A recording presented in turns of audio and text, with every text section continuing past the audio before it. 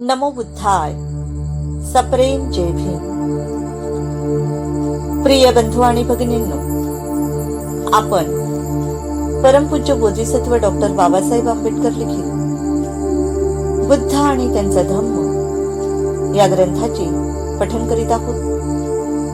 या ग्रंथातील चतुर्थ खंडाचे वाचन आपले सुरू आहे. चतुर्थ खंडामधील गतकर्माचा भविष्य जीवनावर परिणाम होतो असे बुद्ध मानतात काय, या प्रकरणाचं आपण वाचन करीत आहोत. या प्रकरणाचा उर्वरित भाग आज आपण बघणार आहोत.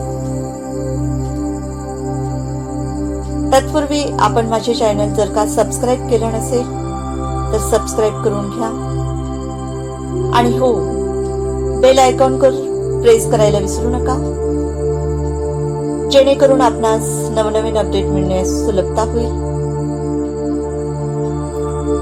आजचे वाचन झाल्यानंतर या प्रकरणावर स्पष्टीकरण होणार आहे आणि स्पष्टीकरणामध्ये 28 बुद्ध ही संकल्पना देखील समजून सांगण्यात आलेली आहे. तरी आपणास विनंती आहे की हा ऑडिओ पूर्ण बघा.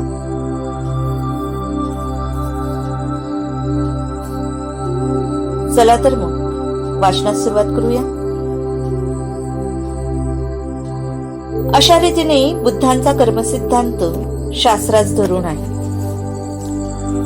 पूर्वजन्मीची कर्म वारसा म्हणून भावी जन्मात प्राप्त होती यावर ते विश्वास ठेवित नाही.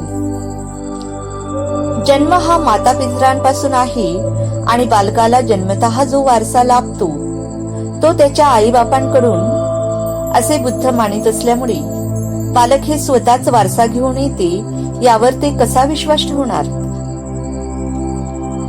त्यांच्या विश्वासासंबंधीचे अनुमान स्वीकारले नाही तर चालेल, कारण या विषयासंबंधी प्रत्यक्ष पुरावा एका सूत्रात आढळतो. ते सूत्र म्हणजे सूळ दुःख खंद सुत्त. या सुत्तात भगवान बुद्ध आणि जैन यांचा संवाद आहे. या संवादात भगवान बुद्ध म्हणतात, तुम्ही म्हणता की आम्ही पूर्वी पाप केले होते, त्याचे आम्ही आपल्या कठोर तपस्येने परिमार्जन करतो. वर्तमान काळात काया वाचा आणि मन यांचा विरोध केल्याने आमच्या पूर्वजन्मीच्या पापांचा निराश होईल. मग तपस्येने मागील पापांचा निराश झाल्यावर आणि नवीन पापकर्मे करायचे थांबल्यावर आमचा भविष्यकाळ शुद्ध होतो. भविष्यकाळ शुद्ध केल्याने गतकाळ परिणामहीन होतो. गतकाळ परिणामहीन झाल्याने दुःखाचा निराश होऊ लागतो आणि त्यामुळे दुःखकारक वेदना नाहीशा होतात. दुःखकारक वेदना नाहीशा झाल्यावर दुःखच नाहीसे होते. ह्या माझ्या भाषणाला त्या निगठ्ठांनी होकार दिल्यावर मी त्यांना विचारले, पूज्य माणसांनो, तुम्हाला पूर्वजन्म होता किंवा पूर्वजन्म न होता हे तुम्हाला माहित आहे काय? नाही, आम्हाला काहीच माहित नाही. गतजन्मी पापामुळे तुम्ही सदोष अथवा निर्दोष होता याबद्दल तुम्हाला काही ज्ञान आहे काय? नाही, आम्हास काहीच माहित नाही. गतजन्मी या किंवा त्या विशिष्ट पापामुळे तुम्हाला दोष लागला होता किंवा नाही हे तुम्हाला माहित आहे काय? नाही, ते आम्हास काहीच माहित नाही.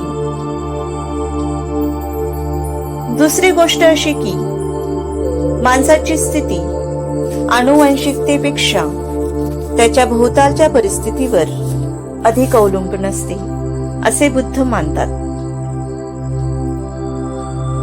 देव धम्म सुत्तात ते म्हणतात, काही श्रमण ब्राह्मण अशा मताचे आहेत की जे काही सुखकर अथवा दुःखकर अनुभव व्यक्तीला येतात ते गतजन्मीचेच परिणाम होत. म्हणून ते म्हणतात, गतजन्मीच्या पापकर्माचे परिमार्जन केल्याने आणि नवी पापकर्मे करण्याचे थांबवल्याने भविष्य काळात सोसावयाचे काहीच उरत नाही. पापकर्मे क्षय पावतात आणि पापकर्माचा क्षय झाल्याने उच्छेद नावात दुःखाचा होतो. दुःखाचा उच्छेद झाल्याने वेदना नाहीशा होतात आणि वेदनांचा क्षय झाल्याने अखिल दुःखाचा उच्छेद होतो, असे निगठ्ठांचे म्हणणे आहे. प्राण्यांचे सुखकारक आणि दुःखकारक अनुभव हे जन्मकाळाच्या परिस्थितीमुळे उद्भवतात असे निगठ्ठ म्हणत असतील तर त्यांचे ते म्हणणे दोषास्पद आहे. आणि जन्मकालीन परिस्थिती त्याचे कारण नाही असे ते म्हणत असले तरी सुद्धा त्यांचे म्हणणे दोषास्पद ठरते. भगवान बुद्धांची ही विधाने आपल्या प्रश्नांच्या दृष्टीने महत्वाची आहेत. जर बुद्ध गतजन्मीच्या कर्मावर विश्वास ठेवीत असतील तर त्या संबंधी शंका का निर्माण करतात? वर्तमान जीवनातील सुखकर अथवा दुःखकर अनुभव हे परिस्थिती सापेक्ष आहेत असे मानणारे बुद्ध गतजन्मीच्या कर्मावर विश्वास कसा ठेवतील? गतजन्मीच्या कर्माचा सिद्धांत हा शुद्ध ब्राह्मणी सिद्धांत आहे. ते आत्म्याचे अस्तित्व मानतात. आत्म्याचे अस्तित्व आणि पूर्वकर्माचा आत्म्यावर परिणाम होतो असे मानतात. म्हणून गतजन्मीचे कर्म वर्तमान काळात प्रभावशाली ठरते. याच्याशी ते सुसंगत आहेत. परंतु आत्म्याचे अस्तित्व न मानणाऱ्या बौद्ध सिद्धांताशी ते अगदी विसंगत आहे.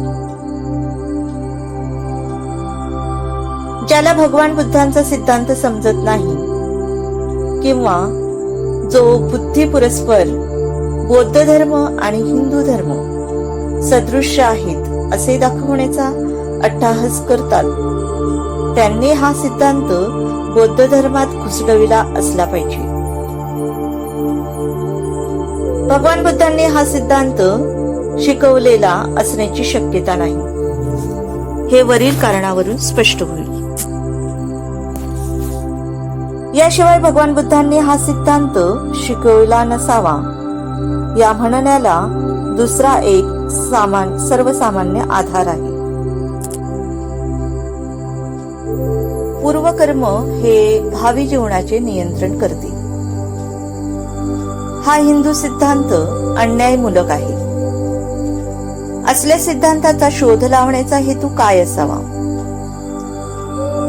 त्याचा एकमेव हेतू शासन अथवा समाज यांना दरिद्री लोकांच्या दुःख स्थितीच्या उत्तरदायित्वातून मुक्त करणे हा असावा.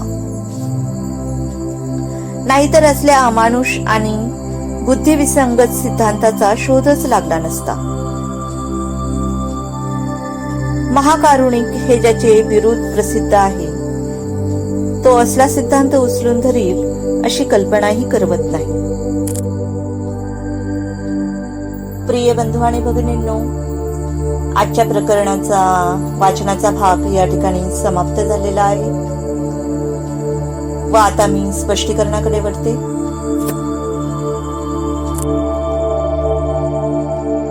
तर मागील प्रकरणांपासून आपण गतकर्माचा भविष्य जीवनावर परिणाम होतो असे बुद्ध मानतात काय, या प्रकरणाचे वाचन करीत आहोत. आपण बघितलेच की भगवान बुद्धांनी आत्मा, पुनर्जन्म या संकल्पना नाकारलेल्या आहेत.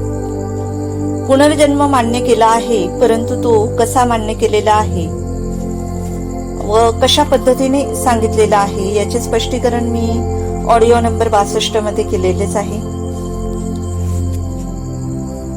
तर मग गतजन्मीच्या कर्माचा आपण जीवन जगत असताना आपल्या आजच्या जीवनावर चांगला अथवा वाईट परिणाम होत असतो, हे सुद्धा त्यांनी नाकारलेले आहे. या उलट भगवान बुद्ध सांगतात की या गोष्टी मिथ्या आहेत, म्हणजे त्या सिद्ध झालेल्या नाहीत.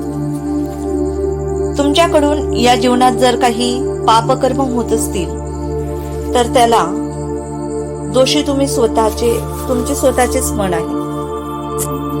म्हणून ते मनाला सुसंस्कार घडवण्यासाठी पंचशील, आर्याष्टांगिक मार्ग, 10 पारामितानुसार आचरण करण्यास सांगतात, जेणेकरून तुमचे मन शुद्ध झाल्यानंतर भविष्यात तुमच्या हातून पुण्यकर्म तसेच चांगल्या गोष्टी घडून येत असतात.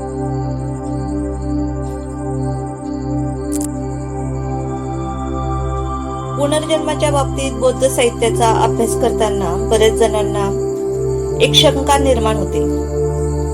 ती शंका अशी की मग 28 बुद्ध ही संकल्पना काय आहे? जर भगवान बुद्धांनी पुनर्जन्म नाकारलेला आहे, भगवान बुद्ध अथवा मनुष्य पुन्हा जन्म घेत नाही, तर मग हे 28 बुद्ध कोण आहेत? बरेच लोक त्यांची नावानिशी यादी वाचून दाखवतात.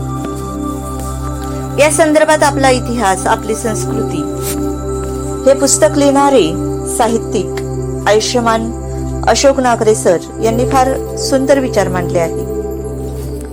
त्यांनी सांगितले आहे की 24 तीर्थकर ही संकल्पना जैन लोक मानतात, म्हणजेच पुनर्जन्म ही संकल्पना जैन धर्मात मान्य केलेली आहे, बुद्ध धर्मात नाही. मी पूर्वी होऊन गेलेल्या बुद्धांच्या मार्गाचे अनुसरण करीत आहे, असे जरी बुद्धांनी म्हटल्याचे संदर्भ प्राचीन पाली साहित्यात आढळत असले तरी ते साहित्य बुद्धांच्या पश्चात अनेक वर्षांनी लिहिले गेले आहे. बहुतांशी या साहित्याचे लेखक, रचयिते हे बौद्ध भिक्खू संघातील पूर्वाश्रमीचे ब्राह्मणच आहेत. उदाहरणार्थ भंते अशोकघोष, आचार्य नागार्जुन वगैरे भिक्खू हे मूळचे ब्राह्मणच होते. भंते अश्वघोषाने बुद्धचरित्र लिहिले.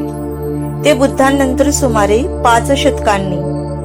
त्यात त्यांनी बुद्धांचे वर्णन सामान्य मनुष्याप्रमाणे न करता अलौकिक पातळीवर म्हणजेच असामान्य असेच केलेले आहे. पूर्वाश्रमीच्या अशाच काही बौद्ध भिक्खूंनी बुद्धांच्या पश्चात बऱ्याच वर्षांनी आपल्या मूळ ब्राह्मणी परंपरेनुसार बुद्धांचाही पूर्वजन्मीचे अवतार कल्पून जशा जाचक कथा निर्मिल्या, तसेच बुद्धांचे पूर्वी 27 बुद्ध होऊन गेले आणि शाक्य मुनी सिद्धार्थ गौतम हा त्या परंपरेतील 28वे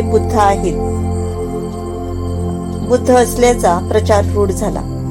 तथाकथांवरील असीम श्रद्धा व पूज्यभावापोटी तत्कालीन बुद्ध अनुयायांनीही या संकल्पनेचा स्वीकार मोठ्या भक्तिभावाने केला.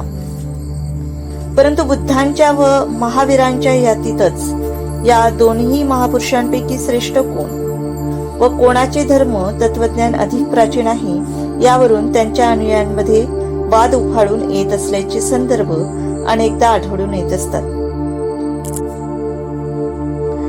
यातूनच मग जैनांमध्ये 24 तीर्थकर तर बौद्धांमध्ये 28 बुद्ध ही संकल्पना अस्तित्वात आली आणि दोन्ही धर्माच्या अनुयायांमध्ये ती रूढही रुजली. तथापि पुरातत्वीय दृष्ट्या ना जैनांच्या महावीरांच्या 23 तीर्थकरांचे कुठले पुरावे मिळाले, ना बुद्धांपूर्वी होऊन गेलेल्या 27 बुद्धांचे कसले अस्तित्व सिद्ध झाले. म्हणून 24 तीर्थकरांप्रमाणेच 28 बुद्ध देखील पूर्णपणे काल्पनिकच आहेत. हे मात्र पुरातत्वीय सत्य आहे. खरं म्हणजे हे उल्लेख त्या बुद्धांचे नसून तथागत बुद्धांच्या पश्चात होऊन गेलेल्या अरहंत बौद्ध भिक्खूंचे असावे, ज्यांनी आपल्या विशुद्ध आचरणाने बोधी अर्थात बोध, ज्ञान, सत्य प्राप्त करून घेतलेले आहे.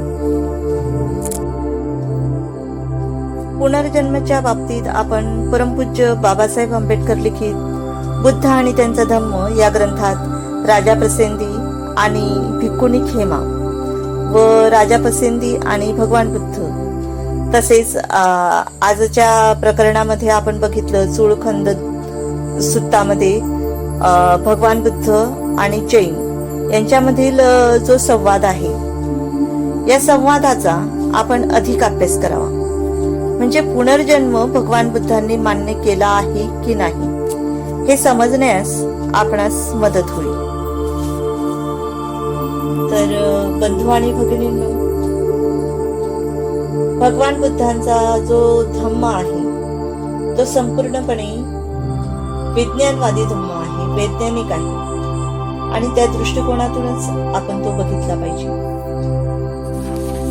तर आजच्या या प्रकरणाचं वाचन व स्पष्टीकरण या ठिकाणी वाचून समाप्त झालेलं आहे.